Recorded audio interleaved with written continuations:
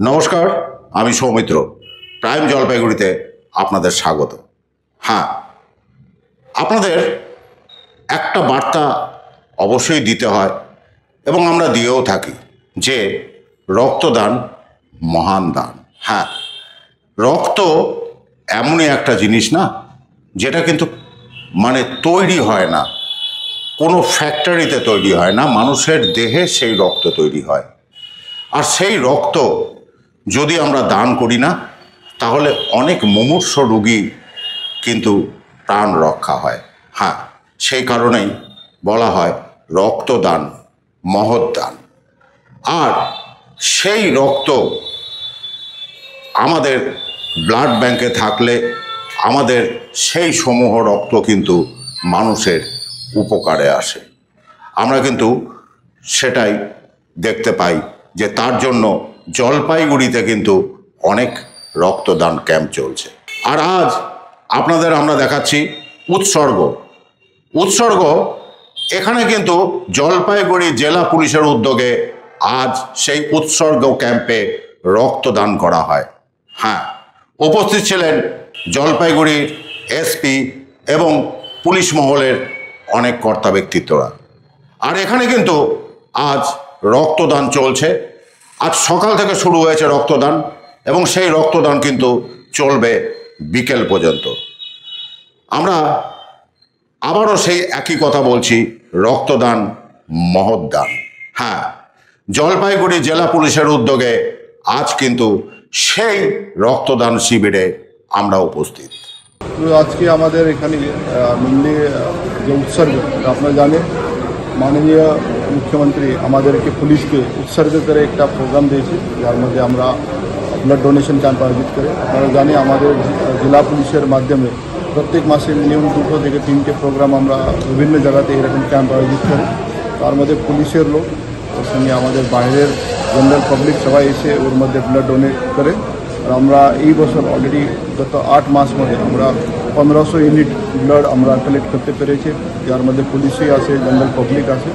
আজকে আমাদের পুলিশ লাইনে আমাদের কোতোয়ালি ট্রাফিক গার্ডের মাধ্যমে এরা উৎসর্গ ব্লাড ডোনেশন ক্যাম্প আয়োজিত করা হচ্ছে। আর এখন আপনারা দেখতে পারে অনেকগুলো লোক এখানে এসে ব্লাড ডোনেট করতে শুরু করেছে।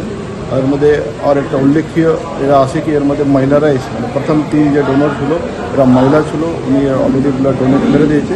আপনার মাধ্যমে আমি সবাইকে আহ্বান করছি, এই ক্যাম্পটা সারাদিন চলবে, পুলিশ লাইন মধ্যেই আছে।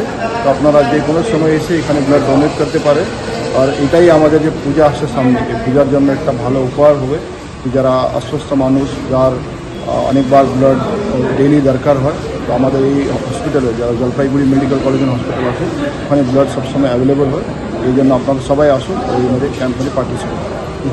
আরেকটা প্রশ্ন, পুজোর মধ্যে নিরাপত্তা নিয়ে কী থাকছে?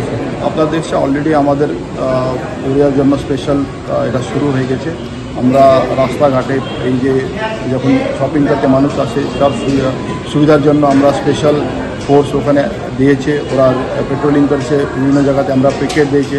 ট্রাফিকের জন্য অলরেডি আমরা অ্যারেঞ্জমেন্টটা করেছে কি যারা পূজার সময় কোনো টাউনে বাজারে ঝঞ্ঝাট না হয়, ওই জন্য আমরা অলরেডি অ্যারেঞ্জমেন্ট করেছে।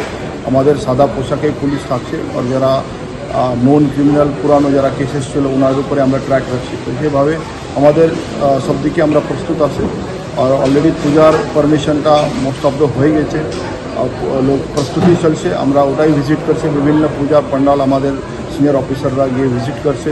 তার মধ্যে এন্ট্রি এক্সিট এরা আমরা ট্রাফিকের অ্যারেঞ্জমেন্ট এইসব জিনিসটা খতিয়ে দেখা হচ্ছে, যেটার জন্য আমরা পূজার সময় আর ভালো করে অ্যারেঞ্জমেন্টটা করতে পারবো আর সবাই জন্য পূজা ভালো করে আনন্দ নিতে পারবো। অতিরিক্ত কি সিসিটিভি লাগানো হচ্ছে? সবাই হবে নিশ্চয়ই। আমাদের তো অলরেডি সিসিটিভিটা আছে, যেখানে বড় পূজা কমিটি আছে ওনাদেরকে আমরা বলেছি, ওরা পূজার কমিটি আশেপাশে এরিয়াতে সিসিটিভি লাগাবে। আর আমরাই চেষ্টা করবো আর বেশি সিসিটিভি লাগিয়ে এইসব কন্ট্রোল করা। আমরা যারা সমাজের সাথে বিভিন্ন কাজের সাথে যুক্ত আছি তাদের আজকের দিনের এই একটা সুন্দর প্রোগ্রাম আমাদের জন্য অ্যারেঞ্জ করেছেন। এটা খুব ভালো একটা প্রোগ্রাম এবং আমরা খুব খুশি যে সমাজের জন্য কিছু করতে পারছি, রক্ত দিয়ে হোক বা এইরকমভাবে সবাইকে একসাথে একজোট করে হোক। খুব খুশি, ধন্যবাদ। না, আমি আগে বহুবার ব্লাড দিয়েছি, তবে ক্যাম্পে ফার্স্ট দিচ্ছি। আর তার আগে পেশেন্ট পার্টিদের বিভিন্ন রকম রিকোজিশন এলে তখন আমি বিভিন্নভাবে ব্লাড ব্যাংকে গিয়ে ব্লাড দিয়ে এসেছি। এটা আমার বহুবার, এটা ফার্স্ট টাইম নয়, ক্যাম্পে ফার্স্ট টাইম।